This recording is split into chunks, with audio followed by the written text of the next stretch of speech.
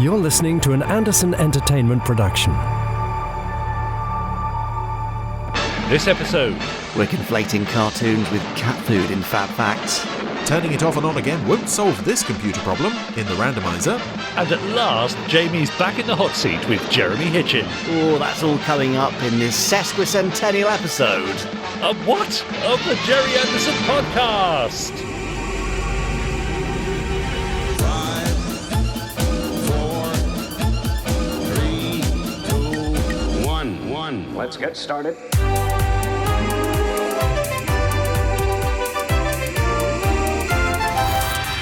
Let's go.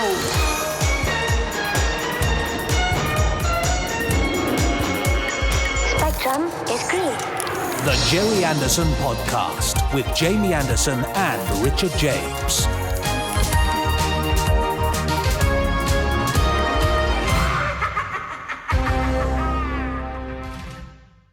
Sorry. Hang on. Let me do the thing. Go on. This episode of the Gerry Anderson podcast is brought to you by the word Sesquicentennial. What? What? What does that even mean? Well, it means the 150th anniversary of something, so it's not quite true because this isn't the 150th anniversary of the podcast, it's the 150th episodiversary. And credit where credit's due, I didn't know the meaning of that word. It was put into the script by producer Ben Page, thank you Ben, and so I had to read it. Could we break it down? Sesquicentennial. What part of that means? Well, there's a centennial at the end there, which is your 100. Yeah. Your qui is probably your 50, isn't it? Well, I just assumed that sesqui was... Sesqui. Half and maybe, half and 100. Yeah. Anyway. We need Susie Dent. That's what we need. If only we had somebody in Dictionary Corner. But look, over there, in Randomiser Corner... Look! It's Chris Dale. And there he is. Hi, Chris. Furiously flicking through a very oversized OED there, so hopefully he'll give us the etymology of sesquicentennial. I can't say it now, I could say it earlier. No. He'll give us the meaning of that later on. What else, other than Chris Dale's OED flicking, is coming up in this episode, this 150th episode of the Gerry Anderson podcast, Richard James? Well, Jamie Anderson, we're in a celebratory mood, aren't we? Because we never thought we'd get this far. I mean, I certainly didn't. So, I'm going to bring you some ways, dear listener, that you could celebrate our 150th episode a little later on in the podcast, and that's on top of all the usual gubbins. Yes, I said it. Fab Facts coming up in just a moment. We've got the first part of Jamie's interview with Terrahawks legend Jeremy Hitchen. Oh, dear Jeremy, so lovely. Yes. We've also got some news from the Gerry Anderson universe, because even though Gerry Anderson Day is well past us now, there's still brand new stuff happening right now. Well, there really is. Yeah. And we've got, of course, some emails and tweets and Facebook posts from our Podsterons who've been emailing us in at podcast@gerryanderson.co.uk. They've been posting on our Facebook group, facebook.com/groups/Podsterons, and they've been hashtagging us Gerry Anderson Podcast. All that to come. This is all brilliant news. And I've just been approached by Chris Dale, who is passing me a slip of paper. Right. Thank you, Chris. Is it P45?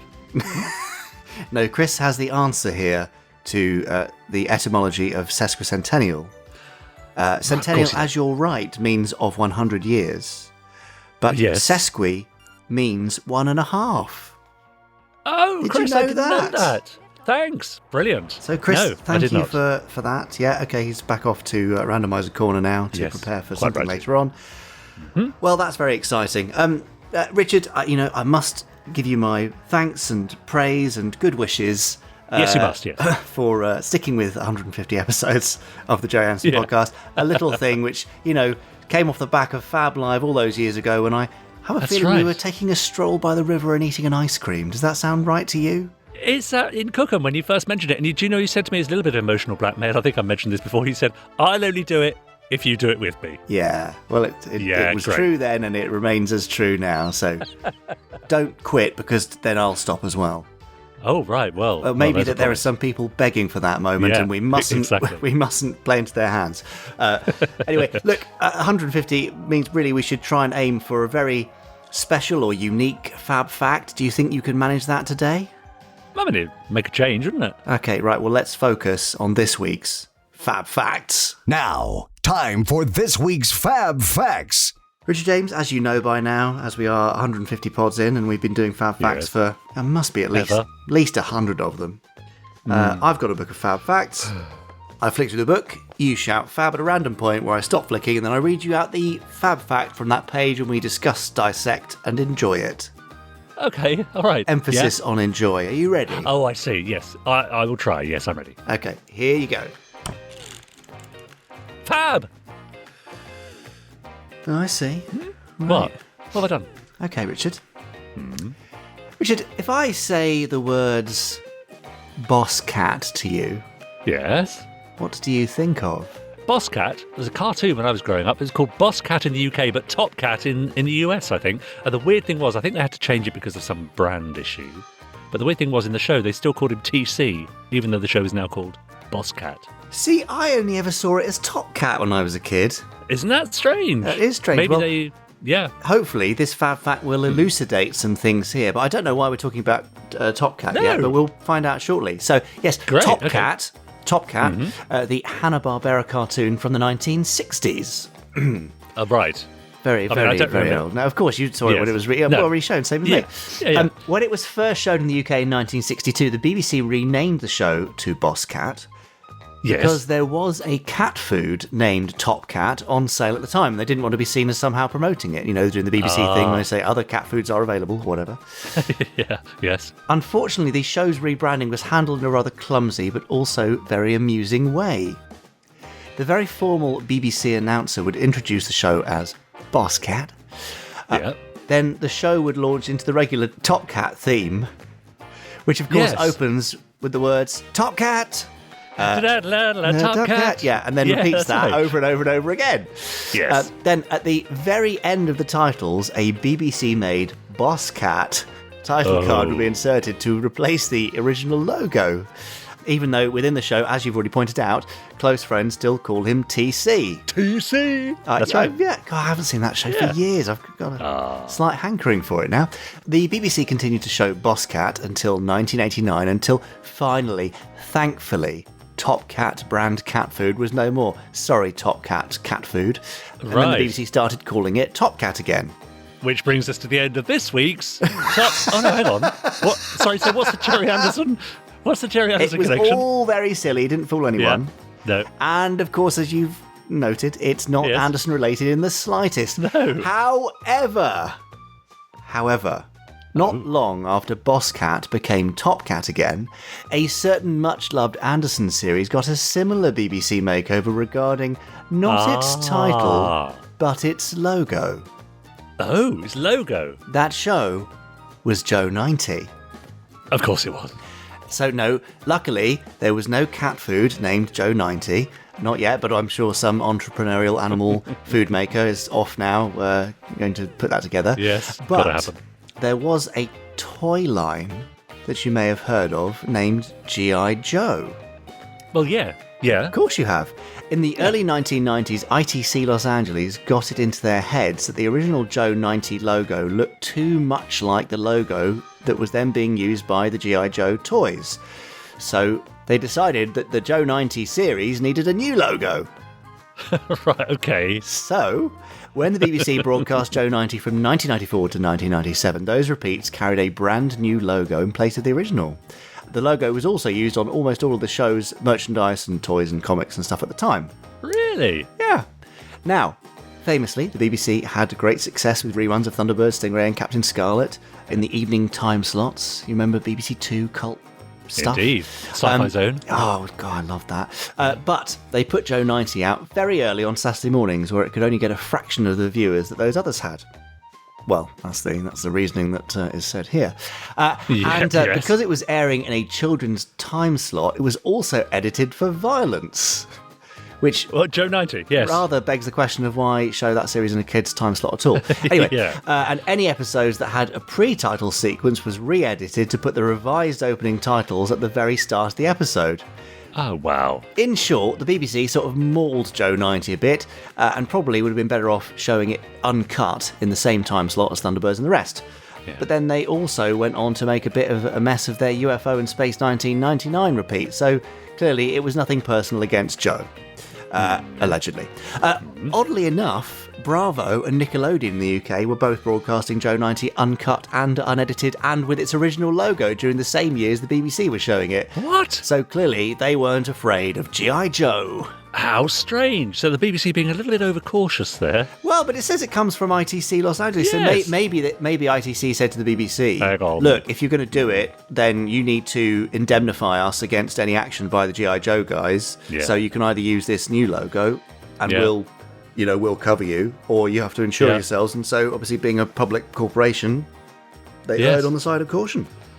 Yeah, sorry, what did this have to do with Boss Cat again? Not a lot.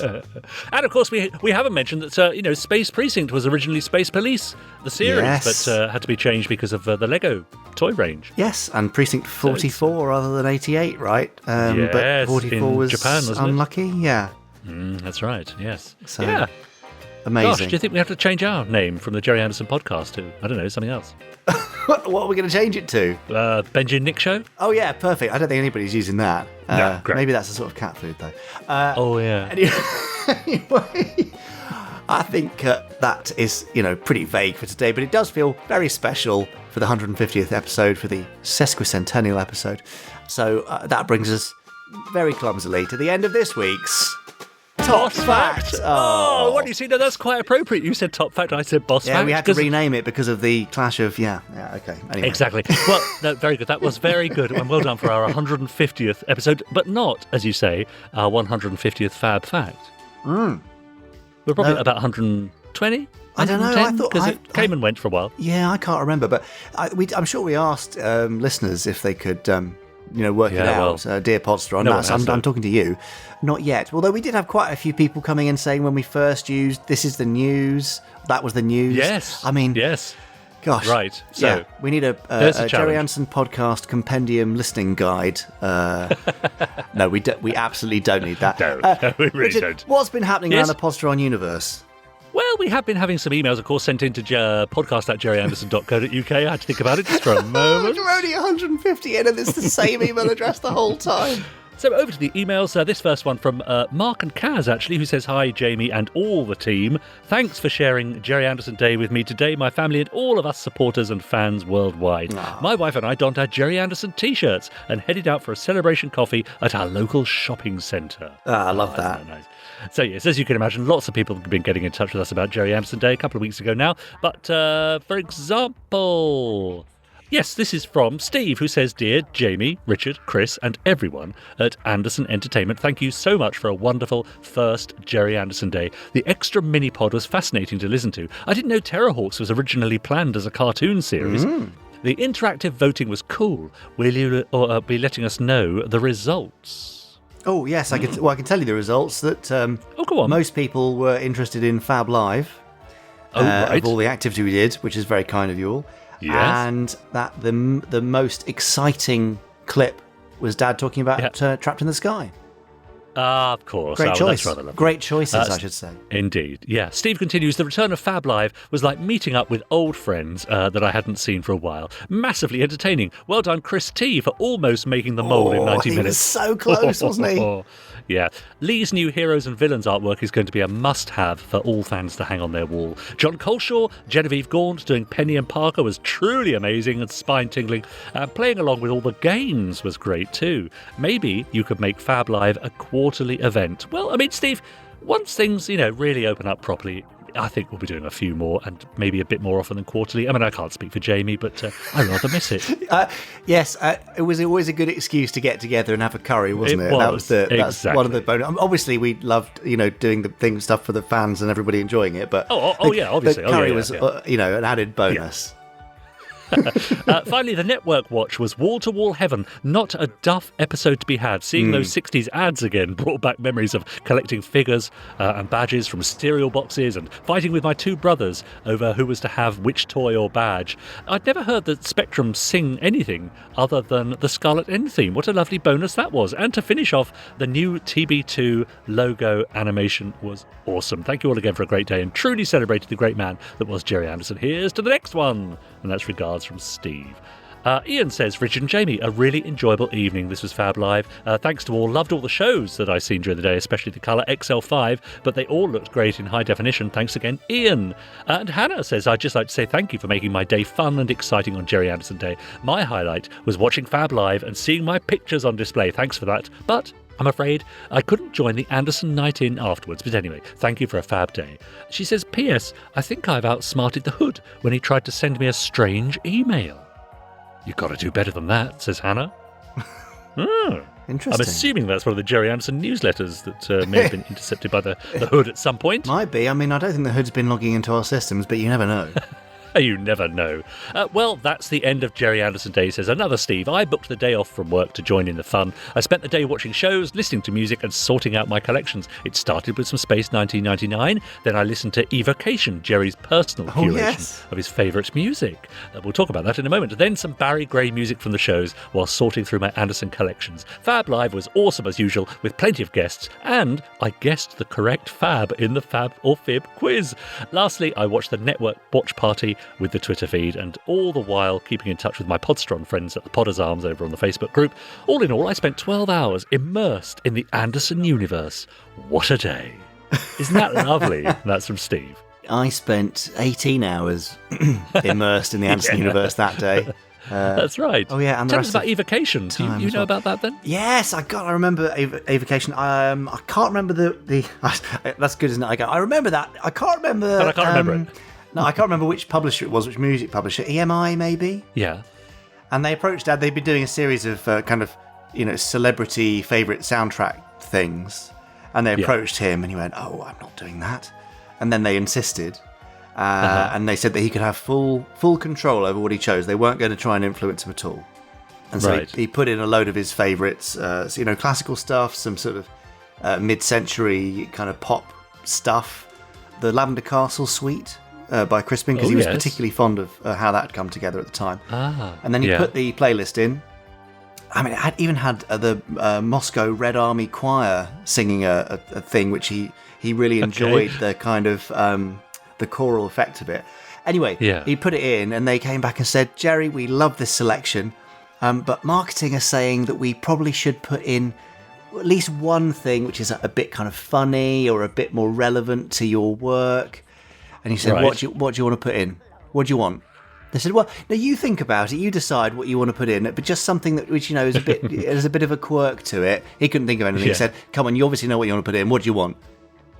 Puppet on a String by Sandy Shaw. Oh. And he was so cross. Oh, but he obviously, acceded to their request, and so that's why Puppet on a String is in that album. Everything else he really liked. I think he only agreed because you wrote a little commentary in the front of the CD booklet, and I'm pretty sure he wrote a line in there saying, I actually didn't want to put this in. But so if anybody's got a copy of Evocation, then please do remind me what he put in there. Yeah, that's great. It was a really nice little thing, and he was very proud to have been asked for that.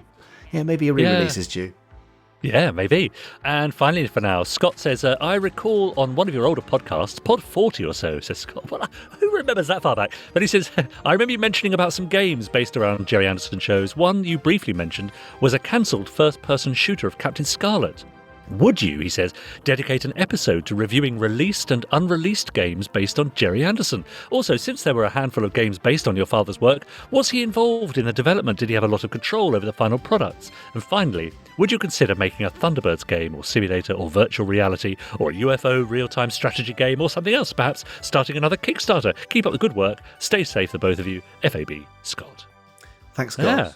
Well, we have been talking about to a YouTuber who does game stuff about reviewing released and unreleased Anderson games. Okay, great. So, yes, I will have to remind the team about that because that's sort of drifted a bit because of all the COVID stuff. Yeah. Yeah, there were several aborted games. There was an aborted Thunderbirds game as well. That's the only one where I believe that Dad had any involvement. I wouldn't even say influence.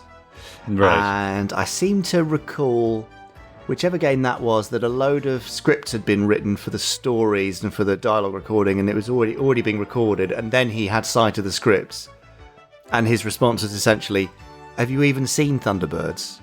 Because they were They were nothing to do. There were no rescue elements. They were just completely, bonkers. Right. And he said these need to be rewritten, or the thing just, or it shouldn't happen. And it didn't happen in the end. So there you go. No, okay. But in terms of new games, gosh, games are expensive. Games require licenses. Games require all sorts of stuff. And to be honest, unless it's a new IP, a new title. Generally speaking, if it requires a license, the people who are willing to put up the money to do the development will say, well, is it being broadcast? Is it on Netflix right now? Anything like that? And because the shows aren't on a globally accessible platform, the response would probably be from those people, well, it's probably not commercially viable. We're always pushing for that, so never say never, but not right now, probably. Okay. Great. All right. All for now, but do keep your emails coming in, podcast@gerryanderson.co.uk. We love to hear them.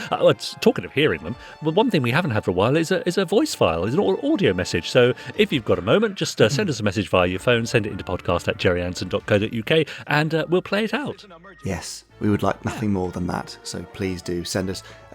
Keep them sort of between, 20 and 40 seconds if you can. Yeah. Nice and snappy. Because we get bored very quickly. Well, yeah, that's it, exactly it. Well, no, it's just nice to get a variety of stuff in. Other than the monotony of us just jabbering on. Speaking of which, I think it's time for some jabbering on news, some Gerry Anderson news. Let's have it.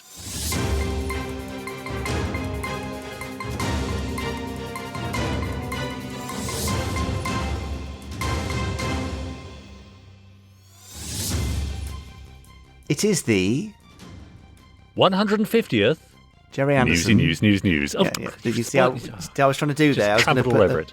Well, you were supposed to wait. Anyway, I'm right. Sorry. Gerry Anderson news. You may have seen it reported in the Hollywood Reporter and Deadline and various other things. But Eagle Moss are producing some rather lovely eagle models. Oh, they are pretty gorgeous. You should now. I don't know if I'm giving something away here that I shouldn't have done, but you've already seen one. I have a feeling by the time this is out, you will have seen a second variant online. Okay. If you haven't, then I've breached all sorts of NDAs and stuff by saying this, and I'm going to get in terrible trouble.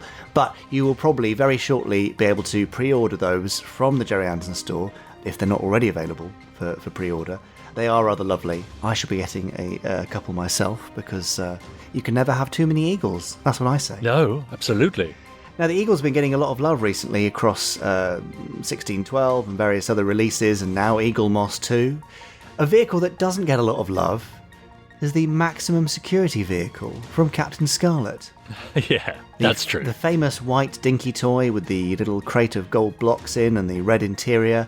Well, Chris Dale has written an article all about this underappreciated, undervalued vehicle on the Gerry Anderson website, so pop along to gerryanderson.co.uk to read that.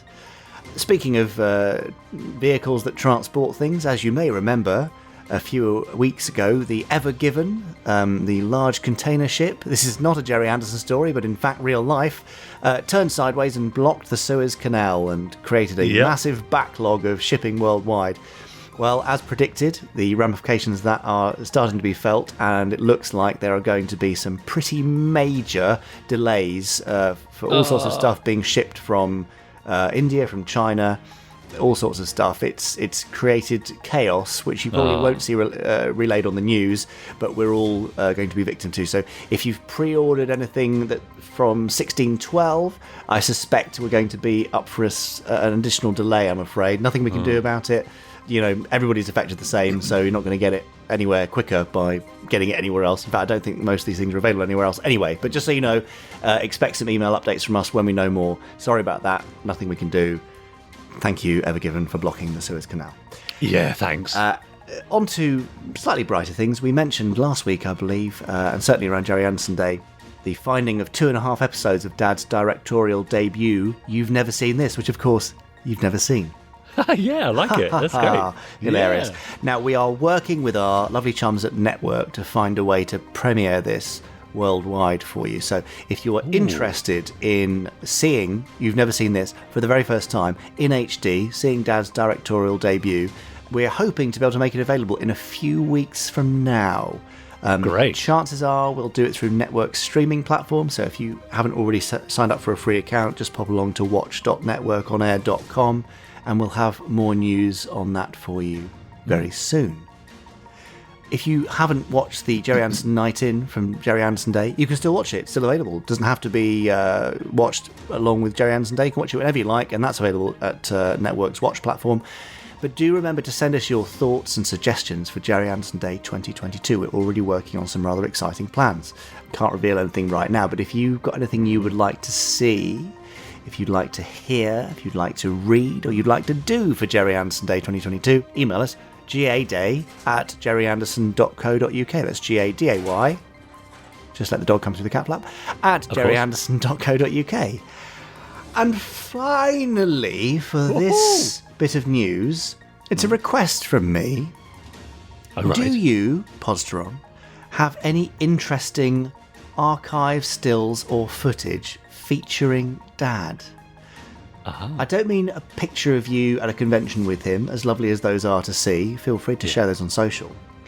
I'm thinking if you did a little interview with him at any point on video, or you visited a set somewhere.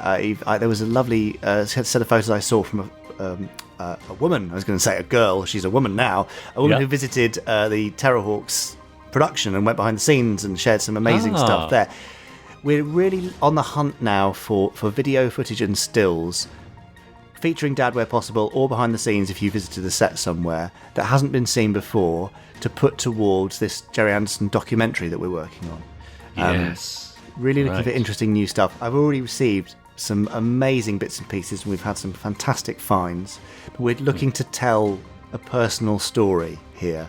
So the more material we can get, the better. If you've got anything you would like to share with us, you don't need to send it over straight away, but feel free to send little clips or sample images. Do send them into podcast@gerryanderson.co.uk. We'll be putting an official call out for these shortly, but I thought, dear Podsterons, chances are you might have something cool, and we'd love you to help us out with that. Just pop us an email. There you go. Great. You got any pictures with Dad from your rap party or anything? Considering I spent a year in the man's company, I have so few pictures of Joe. I mean, he was locked away in his office for most of the time, trying to keep the whole thing afloat, to be honest. True. I think I have a picture, maybe two, from the rap party, of me sitting around a table with him. Okay. Yeah, well, there you go. You better get those over. Oh, okay. Send them to podcast@gerryanderson.co.uk. Thanks, Dickie. All right. Right. Okay. And that is the end of this week's Gerry Anderson news. That was the news. Sesquicentennial news. That sounded like a rather unpleasant urinary infection. I blew it, didn't I? I tried so hard. Totally blew it, yeah. I'll fetch you some cranberry juice. Thanks. You're listening to the Gerry Anderson podcast. Now, don't forget, you can subscribe to us on whichever platform you're listening to us on. You can leave us a review and a rating, and you can also share us with your friends so they get to hear us too. And don't forget, of course, you can join in on our Facebook group. It's one of the loveliest groups on Facebook, dedicated to, well, not just to all things Gerry Anderson, but also to our very own dear Podsterons. And they have been posting in their droves. For example, Robert Monk has posted, I've set myself a challenge. I'm on pod 132, and I'm going to be all caught up by next Monday for pod 150. Well, Wow. did you make it? Did you? Exactly. Do tell us. Joanne Bennett replied, it's definitely doable. I listened to an average of 4 a night when I was temporarily working nights at the end of last year. I managed to listen to about 20 of them in a few weeks that way. That's the only thing I miss about working those shifts, lol. So I'd like to know, Podsterons, what's the most episodes of the podcast you've ever listened to in one sitting? And also, why? Why did you put yourself through that? Why did you do it?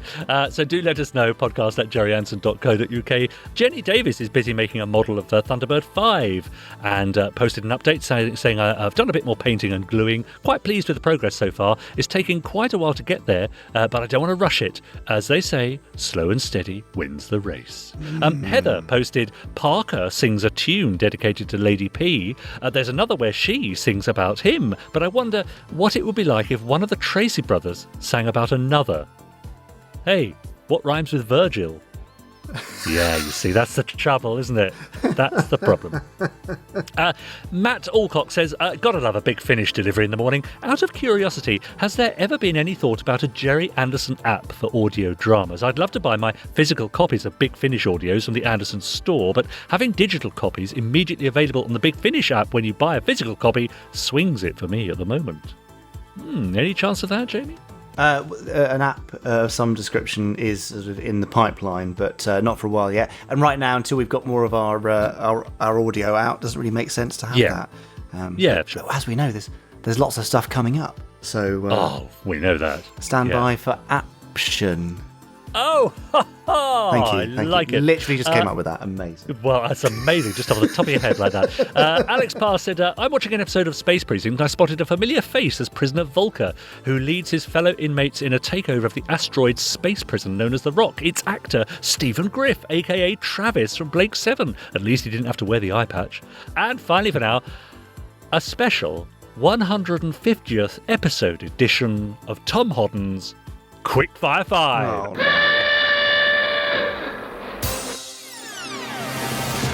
Right, Jamie, are you settled in and ready for these? Yes. Okay. These are courtesy of Tom Hodden. Number 1. Which shed would you prefer in your garden? One of Thunderbird 2's pods or an Eagle transport module? Ooh. Thunderbird 2 pod. Really? Yeah. Cool. Which car would you use for the commute? A Shadow Mobile or an SPV? Well, I wouldn't use a Shadow Mobile. I'd use an SPV, or the driving back would be tough. Yeah, you need to hire a private eye. Do you hire Father Unwin or Joe 90? Oh. Unwin. I only struggled there because of, yeah. Because of, the thing. Yeah. Now, which do you pick up from the bargain bin? A Sergeant Major Zero branded Alexa or a Hudson branded sat-nav? Zero. Zero Alexa, 100%. Absolutely. Yeah. Well, that would work brilliantly, wouldn't it? And finally, what would you rather face in combat? One giant Mitch the size of a house or a whole army of miniature puppet-sized Mitches? Puppet Mitches? At least I'll have a chance then, maybe. That brings us to the end of Tom Hodden's Sesquicentennial Quickfire 5s. Well, that was unusual. Yeah, wasn't it? But I thought you'd enjoy it. Well, yeah, that's one word for it. Anyway, okay. Thank you, Tom. Please don't send your Quickfire 5 suggestions to podcast@jerryanderson.co.uk, but do send anything else you like, pretty much. Yeah. Richard James, would you like an interview? Yes. Oh, yes. Tell us about your meeting with Jeremy Hitchen. I suppose it was virtual meeting. It was, and it's a fantastic opportunity to speak to somebody who's actually been involved with a Gerry Anderson production, which is a real treat. We don't normally get that here, do we? No, never. Other than when you're talking about Space Precinct, of course. Yes, dear Jeremy, who was in lockdown in his house in Scotland, managed to get hooked up thanks to his missus on an iPad, and we had a chat over Zoom, and it was rather lovely. He's such a nice man. Can't help but tell a joke or two. Is this a warning? No. Is this a disclaimer? I think we cut out all the worst jokes, because Jeremy is famous for telling really inappropriate jokes, which you won't be hearing, hopefully, in this interview. But yes, the voice of Ninestein in Terrahawks, and he was in New Captain Scarlet too, doing multiple voices, and obviously he came back and did the Terrahawks audios for us, and has done some Doctor Who for me. He did, I think, 11 voices in Doctor Who Cold Fusion. Wow. He's a lovely chap. So let's pass it over to... Oh, actually, I should tell you what I should say. Say, Podsterons. Here we go. Stay on this channel. This is Jeremy Hitchen. Well, hello there. My name is Jeremy Hitchen, and I was one of the lead voiceover artists on the Terrahawks, with characters like Tiger Ninestein, Lieutenant Hero, Hawkeye, Sram, Scram, Johnson, many, many more. Absolute joy. And you, Jeremy, are a joy, as our listeners are bound to find out any second now. So where are you speaking to me from approximately in the world? No street address required, just approximately.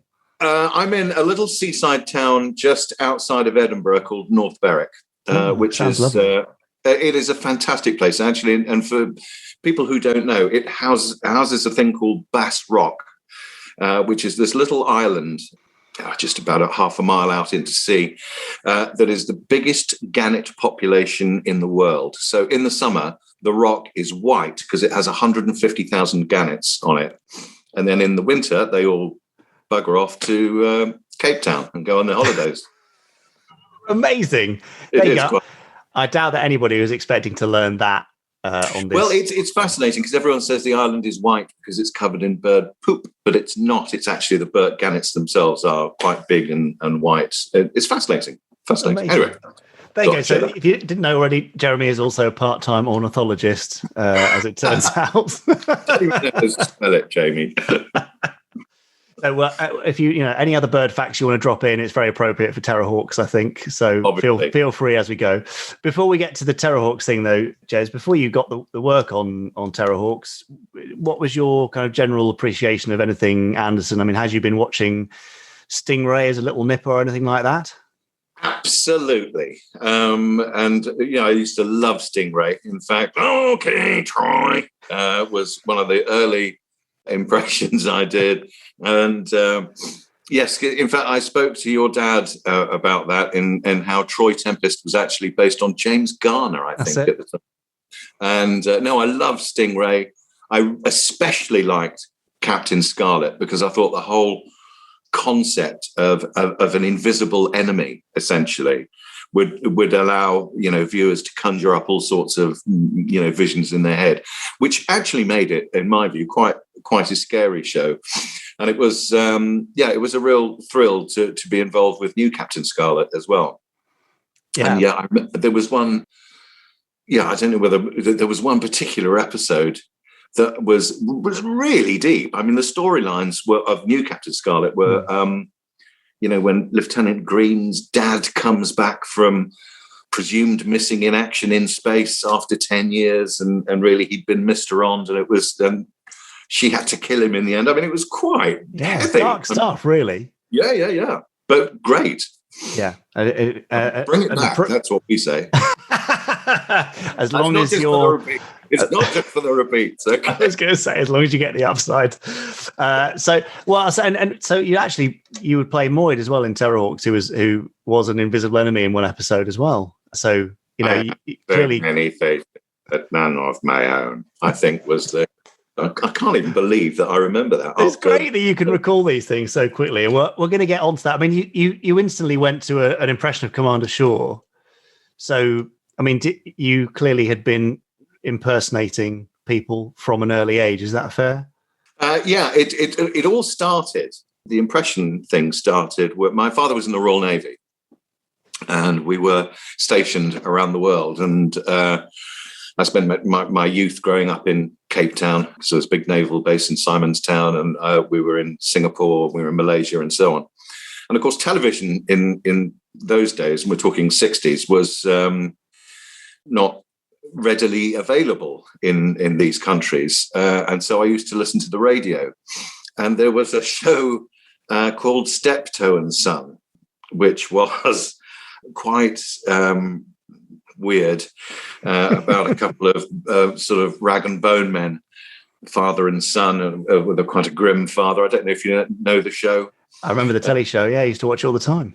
Well, so I used to listen to it on the radio, and my parents, obviously, in those days, it was 6 o'clock when, little boys were sent off to their room to bed, and I'd go and listen to this show, and I used to love it, and come down and tell my parents what was going on. So it would be, I've just listened to Steptoe and Son. The fussing father, and then go, I'm sorry, Harold, and all of that. So that's when we, started to do the impressions, and my folks loved it because it was, we didn't have a piano or anything, so that was. So you had to provide the entertainment, basically. Nothing else to do. Oh, let's listen to Jeremy do his impressions. Go on then. Yeah, that was it. So that's really what. So I was about 8 or 9 when it first started to manifest itself, and so that's been doing it ever since. And then when I was on summer holidays, my brother had a friend, a guy called Jocelyn Walker, who's the great, great, great, great grandson of Johnny Walker as in the whiskey. So he was a bit older than me. He was one of my brother's school friends, but he lived around the corner from us in Notting Hill Gate. And we'd get together and he'd do an impression of someone and I'd do it. I like to think better. Obviously. We still argue about that. And we said, why don't we get together and start doing an act? So we We wrote some material for about 3 minutes and went on to a couple of pubs, and we entered the Pub Entertainer of the Year award in 1970 something or other, 6 I think or 7. And lo and behold, got all the way to the final, which was a shock to us both. So there we were, standing on the stage of the Royal Albert Hall, which obviously celebrates its 150th birthday this year.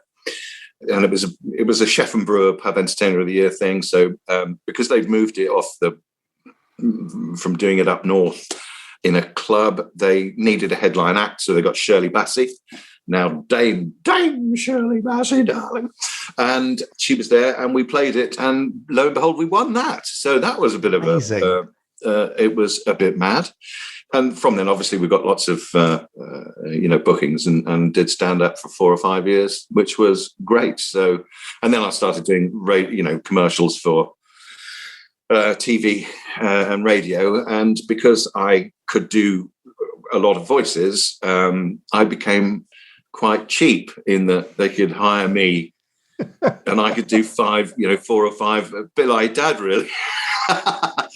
I think I ended up doing 17 characters in the Terrahawks in all, which I loved because it gave me lots to do. The jibe at the money thing, I don't mean at all. It was, always a challenge to. Right, what's this character? It's just like how we did it when we did the audio downloads. Yeah. It's real fun. Thinking on your feet. What's this character going to sound like? Yeah. We're going to make them. Is it a boy? Is it a girl? Where do we go with it? I remember Girl Boy and Boy Girl. Yeah, which was just listen. I heard them not so long ago, and that little Hitlerite. It was. Yeah, you wouldn't get away with it now, I suspect. No, well, funny enough, at Andacon, I went and saw the pilot I did for Dick Spanner. Oh, yes. Yes, that was... I'm really talk about politically incorrect. That was... It was a different era. Yeah, it was a different era, and I think all this stuff you have to sort of put into the context of the time. Yeah, interestingly, about the voices thing, you are one of the few people, I guess, in that case, who is the combination of good, fast, and cheap, because you can normally only have 2 of them, whereas you're like the golden triangle where you hit all 3. So, what sort of voices were you developing in the 70s then, Jez? What the kind of the main stage show voices that you were doing? What are the ones that helped you win that Royal Albert? A great question. We had a sketch, cricket sketch. So we did John Arlott and Richie Benno, which was quite funny. I'm just trying to think. I can't remember the script actually anymore. It was just so long ago. For goodness sake. Shame. But Richie Benno, for those people who remember, a great little Australian cricketer and commentator. I think he went to Channel 4 a little late. So we had these sketches, and Jack Nicholson was a big one, which, I just, when we talk about the Terrahawks, when your dad sat me down, he showed me the puppet of Tiger Ninestein and said, well, he looks like Bogart. So why don't we have with no hair? Because he had no hair when we saw the puppet originally. And he said, can you do Bogart? And I said, well, fun enough, I can actually. So, and he said, well, just read this. And so I went, Terrahawks, stay on this channel. This is an emergency. And he went, nah, not doing it for me. Not. I said, okay. And he said, who's your favorite impression? I said, Jack is winning the vote at the moment. And he said, so try it. And I, Terrahawks, stand this. And he went, yeah, a bit more, just give it a bit more dynamism because he's a leader of an elite fighting squad. And that's how we came to Ninestein, which is great. So there's a little bit of Jack in there, you know what I'm saying? You can't avoid the Jack, but that's it's kind of lovely. But I just like the kind of the through line of the imitation through to, professional impersonation, and then being able to take those kind of voices off the shelf and modify them in such a way where, you've still got the essence of it, but you can speed it up, bring the energy up, bring up the pitch. That's quite a skill, Jez. Not to blow smoke up your Bogart, but it's, that it is, isn't it, to be able to modulate and control your voice in such a way. And like you said, you did this huge number. Did you have any idea that you were going to be doing, tens of voices on this series when you first got involved? No, of course. Well, I did. I mean, I'd never been involved in, the thing I'd done before this was I played Superman in an anti-smoking ad, and nicotine, I better move that.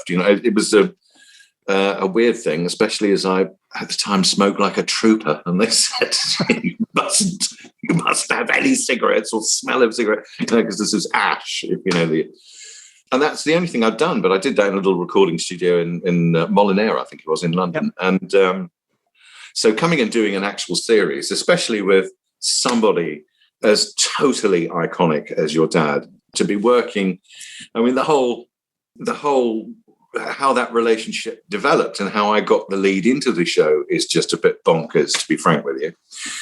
I'd produced a tape, an answer. You had the old cassettes. You might be too young for this, Jeremy. I remember cassettes, don't worry. But I've got one right here. Look at that, see? God, you have as well. How about that? Well, I produced one of those called Star Calls, and it was basically answer machine messages, but really bizarre combos. And I think one of my favorites was Miss Piggy and John Wayne.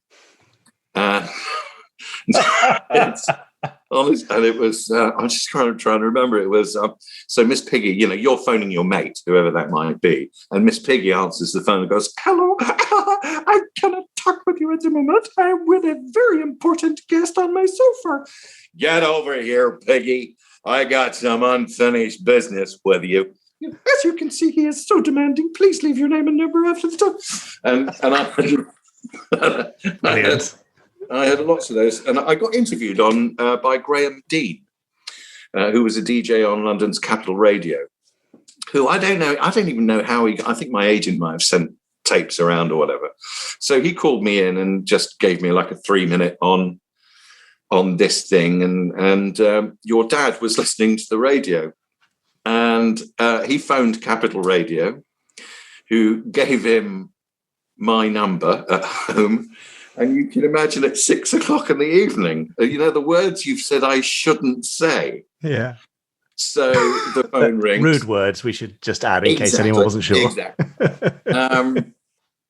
Rhymes with buck. So the phone rings at 6 o'clock in the evening.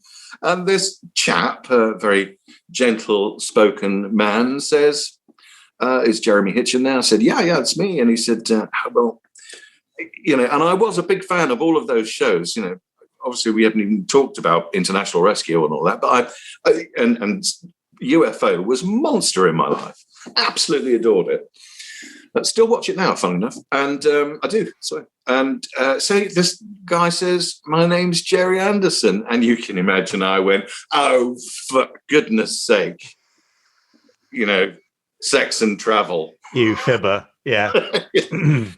He said, no. I was listening to your, interview on the radio and just wondered whether you fancy coming down to Bray Studios to audition for a new puppet show I'm doing. Because obviously he'd sort of binned the puppets for years until he got fed up with humans acting, which is pretty much what drew him back to puppetry. Yeah. And I think one or two people who won't be named turning up drunk on set and all that sort of stuff, and he just had it with people. Yeah. So I just turned up, never been to Bray Studios, and met him and your mum. And it was a very, very calm situation. I was very excited. Obviously, if nothing had happened, it was a great experience anyway, as far as I was concerned, to meet this, wonderful man. And anyway, so it turned out I got quite a few. And and the thing is, I was during my day job was I worked for the United Dutch Publishing Company called VNU, which I can't even pronounce because it's Dutch, although I do speak a little bit of Dutch. Goed zo. Dat is lekker. Nice, very convincing. Yeah. Okay, no. In fact, I did a commercial once. Lekker bad lekker lessend, koel klinkend, vrees drinken, stemmen smeren, razend flitsen, snel verweren, cool, ze zijn Pepsi. I assume that was a Pepsi advert. Yeah, it is. Anyway. Nice. Well, what a nice man. Thank you, Jezza. I mean, I always find something new from these conversations, even though I spent a lot of time with Jeremy over the last few years, and, you know, he does like a good anecdote as well as a good gag. I'm still learning new bits and pieces, including about his sort of comedy and stand-up days and how they got him the gig and all that sort of stuff. So 2 more whole episodes of Jeremy Hitchen to come, and some really tender reflections coming up as well in the next couple of weeks. So stay tuned for more of Dr. Ninestein. So those tender reflections, I guess, are when we did the Terrahawks Vial live at Andercon in Leicester. I'm assuming that's what he... Yeah? I don't think we gave a single mention of that. Can you believe it? Oh, well, there we are. But it is available for free, it's worth saying, along with a couple of other Terrahawks episodes for free, aren't there, at the moment? Yeah. Vial is one you can get. There's loads on the Gerry Anderson store and bigfinish.com, so pop along and enjoy some free Terrahawks. Exactly. So, next week, more Jeremy Hitchen, and more the week after that, too. And now, would you like some more ways in which you can help celebrate our 150th episode, Jamie? Oh, yes, I'm a bit short of ways, so please do. You could watch Space Precinct and take a drink every time Haldane says something inappropriate. Oof. Or you could watch an old Anderson convention and take a drink every time Shane Rimmer didn't laugh at Matt Zimmerman's jokes. You could try and slip the lyrics of I Wish I Was a Spaceman into a conversation without anyone realising. Yeah, that's tough. Or finally, you could make up your own Gerry Anderson-style TV show featuring a secret organisation, a secret base, and a leading man who can never die, and don't call it Torchwood. You see? I see. Okay. Yeah, we see you, Russell T. Davies. Yeah, we've got you. Now, let's head on over to Twitter, because people have been hashtagging us Gerry Anderson Podcast, and there was, of course, a lot of traction, I think is the word, over Gerry Anderson Day. For example, Lost in Transition tweeted, "The week of the first International Gerry Anderson Day is over, and I finished the weekend off with Doppelganger, or Journey to the Far Side of the Sun, and the day after tomorrow into Infinity. Thanks to Gerry Anderson for the magic, and to Jamie Anderson for continuing the legacy." Sanjeev Bhaskar tweeted, "Today is Gerry Anderson Day. What a genius he was. Thunderbirds being my fave. Obvs." Marshall Julius tweeted, "Remembering FAB Gerry Anderson born today in 1929. Kids like the same things that I did when I was a child." This is a direct tweet from Gerry. "Jeopardy, destruction and death. So we gave it to them, but in a responsible way." Richard Wiseman is a name you might know, says, "It's Gerry Anderson Day. I'm a huge fan of Thunderbirds and recently made a pop-up Tracy Island." And he posted a picture. "Have a good day," he said. Scarred for Life tweeted, "It's Gerry Anderson Day, so let's pause to remember all the horrors that Gerry brought to our screen." That's quite nice, isn't it? Here's one of them in your ears right now. Yeah, exactly. That's right. So remember, all those tweets, of course, are still there to see. Just go to Twitter and search the hashtag Gerry Anderson Day, and you'll see them all there, plus hundreds and hundreds more. Only hundreds? I think you'll find thousands. yeah, I'm sure that's right, yeah. Yes, it was a lovely day, and everyone was very nice and said nice things and did nice things. And indeed. Yeah, I'm still getting emails from people now saying, "Oh, I only just discovered all the stuff you've done through Gerry Anderson Day. That's amazing. Oh, look at all this thing." You know, people finding out about what we're doing and about entertainment for the first time, and you know, people watching the shows and those lovely intros on BritBox, which are still available now. Yeah, it was just a great day. So thank you, everybody, for getting involved. Nice. Should we hand over to Chris Dale, who has now slammed shut his OED? He has. He's tapping it rather impatiently with that sort of look in his eye. I think get on with it. Because he's realised that Randomiser is not currently listed in the Oxford English Dictionary. Oh, I see. The campaign starts here, Chris. But while we begin our campaign work, we'll let you do this week's Randomiser.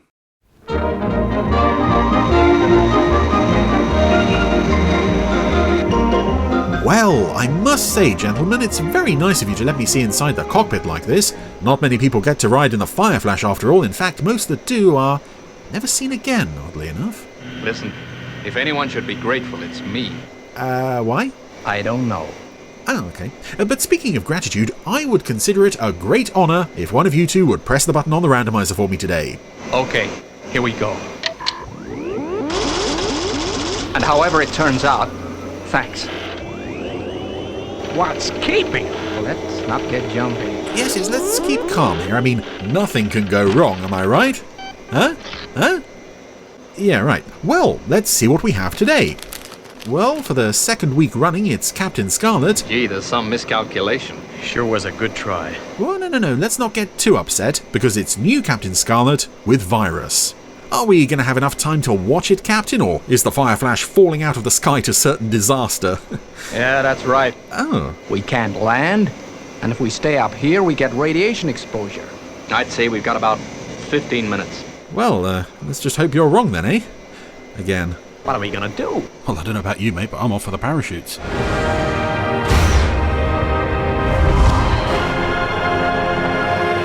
So, welcome back to new Captain Scarlet as a Spectrum jet leaves Skybase, and yeah, oddly enough, the last time we saw new Captain Scarlet, it was immediately after an episode of the original Scarlet. Last time it was the heist after the trap, and yeah, this time it's Virus after Seek and Destroy. But hey-ho, that's just the whims of the randomizer anyway. Everything okay, Madam Secretary? Get you a coffee or anything? On board the Spectrum jet is Madam Secretary being escorted by... How did we score? CGI Captain Magenta. This Skybase inspection? Who appears infrequently through the series, but for some reason only ever speaks in this episode. Concentrating on getting me home to New York, Captain. No problem. This is voiced by Jeremy Hitchen, who was doing voices in other episodes around this time, so I don't know why Magenta didn't speak more. Did I hear that wrong? Or are you trying to flirt with the Secretary of the UN Special Security Council? You know what, Elaine? Under that body armor, that beats a jealous heart. Yeah, this is basically all the character is for this episode. He's a womanizer, and that is basically the character, which, to be honest, is fairly limiting. I mean, I think he hits on all the main female cast members in this story at one time or another, and gets shot down each time. So, but speaking of, we're now in the middle of a very exciting, very intense aerial dogfight. This is something that I think actually compares rather interestingly to last week, where we were in a similar situation with the Angels, but this is far more frenetic and so much faster paced than the admittedly gorgeous model shots in that episode. Yeah, we have a squadron of vampire fighters engaging the Angels as they're escorting the jet. Destiny, and there's another angel in the mix here. I believe that's Melody, although she's wearing Destiny's helmet.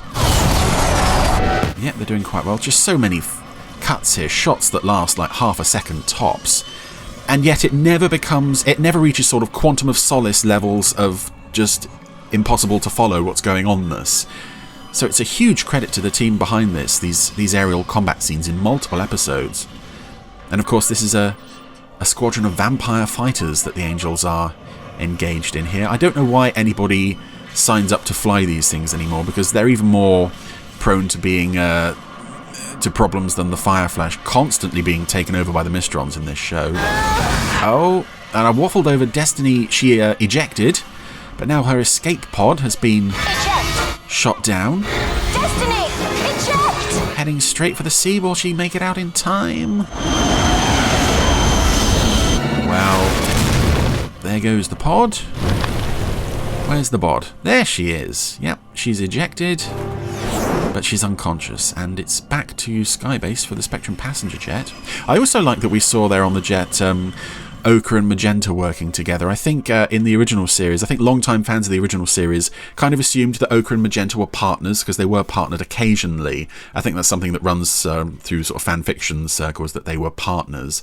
So it would have been nice to have seen another partnership in this series aside from Scarlet and Blue. Anyway, Destiny is now in sickbay. She's unconscious. Scarlet is understandably very unhappy about that. Meanwhile... Still working, senor?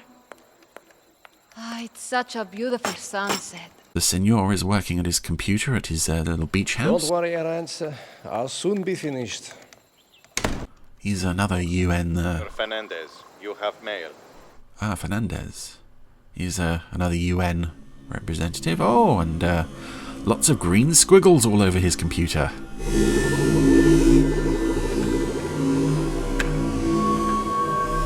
And coincidentally... Oh, he's going to go for a walk, but he knocked the tea tray that the maid brought in over. Now he's just walking out towards the sea.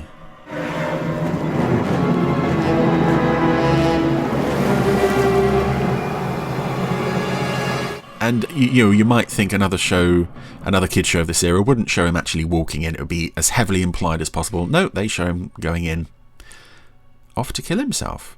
She might not be indestructible like you, Scarlet, but she's going to be all right. She just needs some rest. Ah, poor old Scarlet. Indestructible or not, you need some sleep. You know, Doc, it's the worst thing in the world. What is? What the Podsterons did to me. Making you indestructible? Virtually impossible to kill? What use is it when everyone you care about is so fragile? And there we go. Those are the kinds of questions that the original series never even went near, not even close. So, again, these are very short episodes. They're not got the runtime to really fully explore that. But it's nice that they touched on elements like that from time to time. Some people think he'll be the next Secretary General. Not anymore, he won't. His body was washed up on the Andalusian coast this morning. Oh no, not Senor Fernando. Another member of the Special Security Council. Last week he fell 25 floors from his Johannesburg office. That's 2 mysterious deaths within 7 days. And I've never liked mysteries. When I brought his evening tea, he was working at his computer. He always had tea at sunset. And there was nothing unusual? Nothing. But the security people, they found a tray on the floor, everything broken. Had there been a fight? Was someone else in here? And this house is a very nice set. It's a very minimalist set. And yet it looked really nice under the sort of early evening light of the sun going down. And now in full daylight it looks Check out the computer. Very nice too. Anyway, Scarlet's going to have a look round. The old surveillance footage, and Blue's gonna have a look at the computer. Sure, that's not going to cause any problems.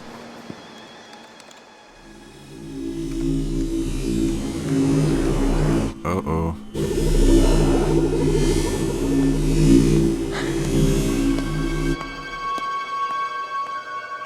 Adam? Adam? Anything there? Nothing I can see, no. You'd better upload the hard drive to Skybase. Hint. Green can find anything. Hint. Good idea. But I do like this with some new Captain Scarlet episodes as well. Their investigations are a bit more forensic than they were in the original series. Blue, thanks, Adam. I've got your data. I'll let you know what I find. And now the naughty computer is aboard Skybase. And meanwhile, the drunk's awake.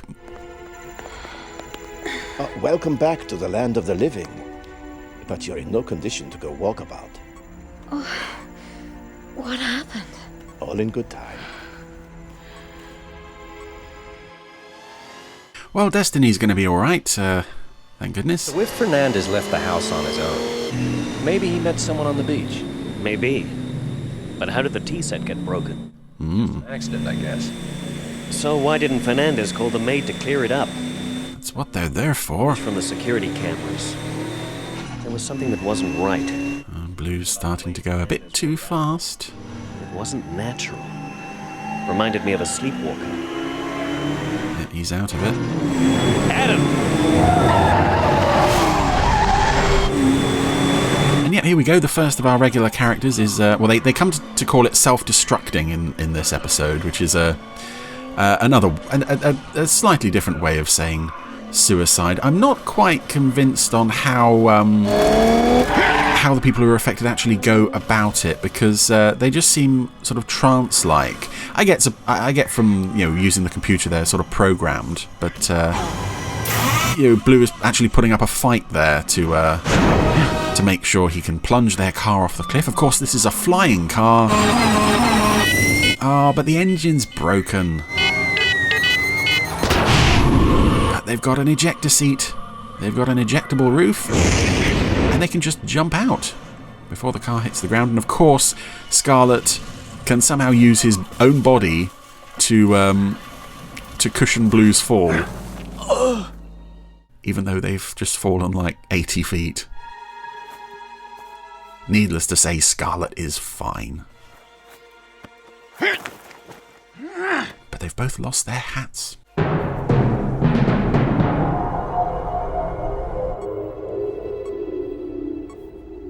vital signs are steady.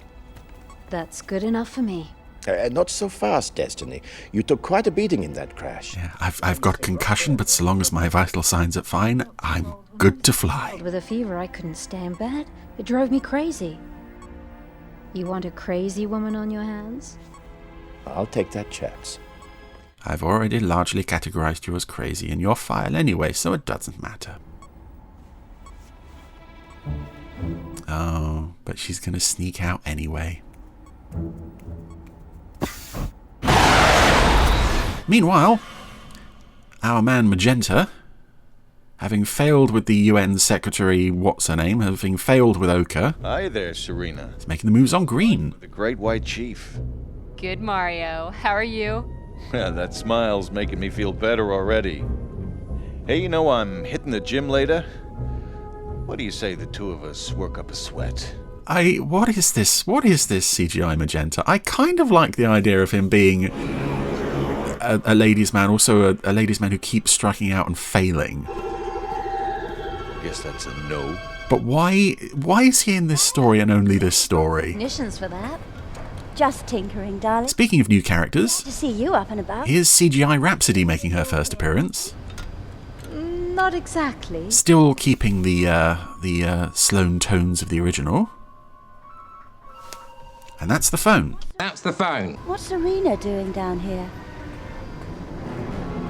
Hey, Serena! Oh dear, Green's gonna throw herself out the airlock. And I do like this sequence for how sudden and unexpected it is. Green has seen the computer screen and she's just out the airlock. She's undoing her tunic. Destiny is frantically trying to pull her back in. That's it, Rhapsody stuns her. What's interesting about that scene as well is, and I've actually only just noticed it recently, is although Destiny she's holding on to the wall with one hand and she's holding on to Green with the other, her hand that's holding onto the wall isn't actually holding anything. I think the character is slightly too short to reach the space on the wall that she's clearly meant to be holding on to, but she can't quite reach. So there we go, I've ruined that scene for you. Fernandez was working at a computer before he left the house. Adam checked it out before he uploaded its data to Skybase. Serena saw it. I don't know. And here's Dr. Gold. Is this... Mason, no! Oh dear, gonna give himself an overdose of... An anesthetic overdose. Oh dear. He's not seen the Fernandez computer. Or Serena's. He wouldn't need to. This thing is a virus. It's infected every computer on Skybase. A computer virus that actually kills? Ah, what a nice idea for a Scarlet story. I know it's probably not original in terms of fiction, but then very few things are. It's just, King bomb. And I suppose they could have done it on the original series, but it wouldn't have been Lies for 36 hours. as relevant as it is to us today in our computer age. This is strange, though. Oh! Symphony! So there's a virus that could potentially, anybody could have seen this thing. Let's pump anesthetic gas into the base and knock out everyone except the two people that we know weren't exposed to it. And this is something I think that happened on Space 1999 once as well. They do it without warning anybody. So there could be potentially somebody using like a saw or something, doing some really dangerous work, and they just pump in the anesthetic gas. Anyway, clearly there's nobody doing anything like that on Skybase. Everyone is now knocked out except for 6 hours. Scarlet and, of course, Destiny, because she The Mysterons don't realize all Earth's defenses are down. crashed her plane into the sea. Why would all Earth's defenses be down? This is a nice use of the existing Skybase set. There are lots of staircases leading various places, so we can have this room here now that... I've forgotten what this room actually is, but it looks very nice. If you're wondering what the phone call was about, by the way, I've booked myself it's Sunday when I'm recording this, and I thought I'll treat myself to a Sunday lunch from a nearby pub, have it home delivered, so they were just calling to take card payment for that. Right now, this is one awesome number cruncher. But it means I can isolate the virus and, I hope, destroy it. By exposing yourself to it. Don't worry, Destiny. We both know I'm not that easy to kill. Oh, That's an interesting animation goof on the back of Scarlet's hair there. But look what happened to Adam and Serena when they went self-destruct. It almost looked like the back of his hair What if you... had sort of his face on it. Something went a bit weird with the lighting and the shadows there.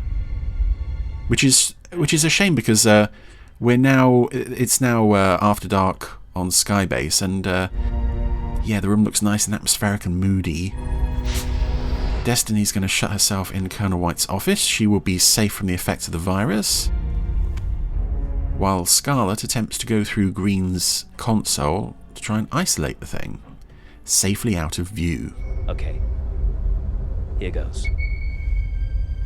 Knock, knock. And yeah, here we go with an explanation of what the virus actually is. And at this point, I could accept the robotic nature of people when they start to self-destruct. But here we actually see what has been imprinted on people to make them do this. And let's not beat about the bush here. The imagery is quite intense. It's meant to imply that this urge for self-destruction, for suicide, is caused by the Mysterons presenting images of the very worst of humanity. And in that case, I don't understand why people who've tried to kill themselves aren't more hysterical at the sight of... What's this? This is World War II footage. The music's doing a great job here, by the way. Yeah, aerial combat footage. There was a statue coming down there. Somebody cradling a child, an atom bomb going off. This is quite heavy stuff for a kids' show, and I'm just surprised that when people self-destruct as a result of seeing this... Can you hear me? This part of the virus, they're not sort of screaming and crying. Oh no, Scarlet sheds a tear there. I'm alright. I don't know, maybe this is just part of like a defense mechanism of the virus if anyone tries to delete it. Virus isolated. Cross-referencing data with Spectrum Medical Databank. And, I mean, to be fair, this isn't the most heroic conclusion to an episode Scarlet has ever been part of, just typing away on the keyboard. Processed. Treatment identified. But he's found it. He's isolated the virus. Deleted it. Now he's got to go somewhere. Because he can't deal with what he's seen. Stop, Paul! You don't have to do this! Oh, Destiny. You should have thought this through. Could have had maybe like, I don't know, an anaesthetic on standby, just in case. Didn't think this through. Anyway, Scarlet's off to engineering. And this is where, again, we're making really good use of the control room set here, where we've got multiple lifts. Destiny is following Scarlet in the other lift. He's already made it to engineering. She's not quite there yet. Oh, now she thinks to use her gun on the stun setting. Oh, this is another lovely set as well, this engineering set. Oh dear. Again, the question of why a Spectrum pistol... Destiny is designed to cut through Spectrum armor. Can't cheat it. Scarlet's trying to make his way into the Skybase reactor. You'll be disintegrated! Don't! And she shot him again. But it's still not going to stop him. He's a man on a mission. And she shot him again. Just shrugged that one off. Radiation leak imminent. Radiation leak imminent. This is rather reminiscent of Zorroth walking into the reactor in Force of Life, but now Destiny has switched her gun to kill mode. That's it, that got him. Because again, of course, Spectrum armor cannot stand up to Spectrum firearms. I suppose it's a convenient thing for certain stories, but from a real-world perspective, I would have to question why. So did I. Anyway. Good thing, I guess. Everything's all better now. Everyone's okay. Yay. Some kind of electronic neural stimulation seems to have fixed everyone. Ah, alright, okay. I'll take your word for that. I still need treatment. Oh no. No, you're...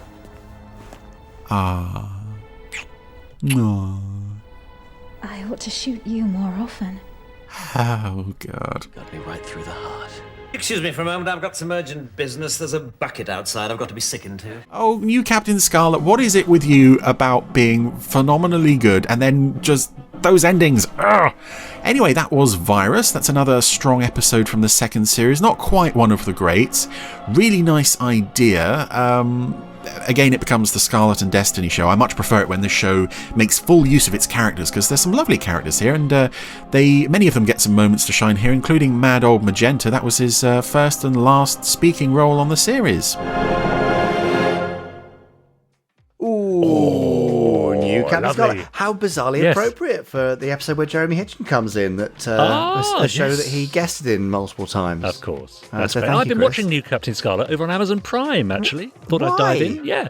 Well, I watched I don't know if it still is, was available, a free episode on the Gerry Anderson YouTube channel. 2 or 3, I think. Right, great, still there. So I watched those a few months ago, and I was just browsing through Amazon Prime the other day, like you do, for something to watch, and there it was, in its entirety. 2 series.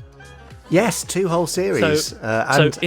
And Terrahawks and other stuff on Prime right now. But I'm glad you've been watching it and you're enjoying it. I really love it. I love New Captain Scarlet, and it's a shame. I mean, people always lament that it wasn't a greater success as perhaps it might have been because of the scheduling and the way ITV treated it on the Saturday Morning Kids show and so on. But it is such a shame because some really strong writing there from Phil Ford. The graphics still really stand up. The characters are great. We know them, of course, from the original Captain Scarlet, but some of them are sort of slightly tweaked and developed a little more.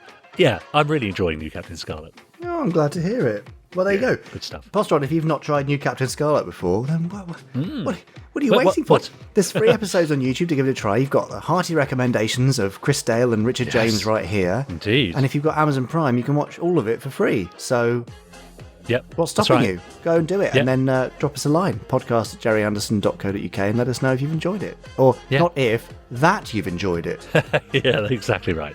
Now, over on our YouTube channel, talking of all things video, people have been commenting on the excerpts that you've been posting of Gerry Anderson's directorial debut. You've never seen this. Ah, yes.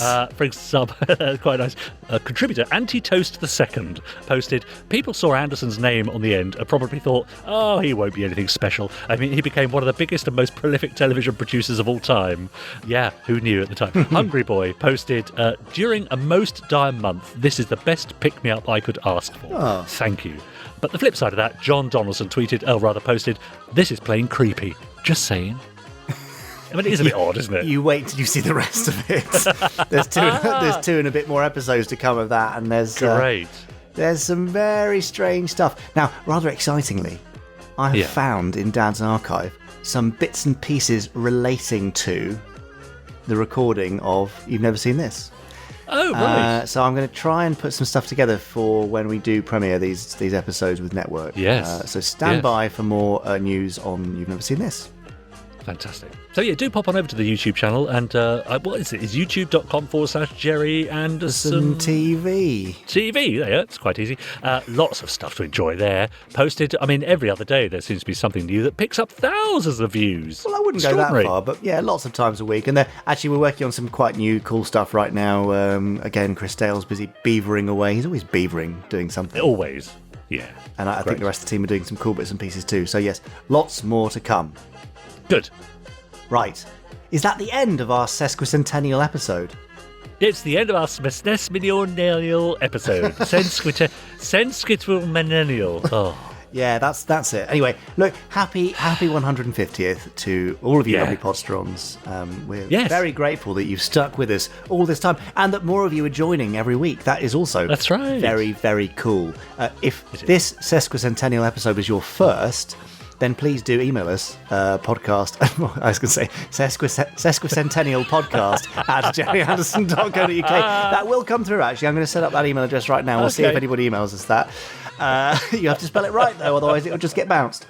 Let us know if this is your first, and do let us know also if this is your last, if we've really put you off. Hopefully we haven't, and you've enjoyed your time with us. We've certainly enjoyed our time with you.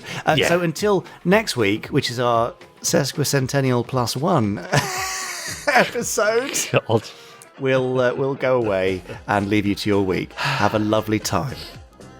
Bye. Goodbye. Sesquicentennial. Sesquicentennial. Oh, whatever.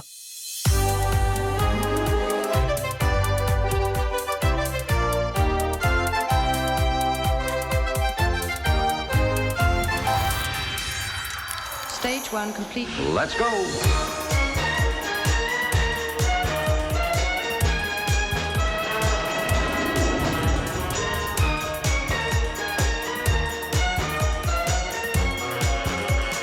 Spectrum is green.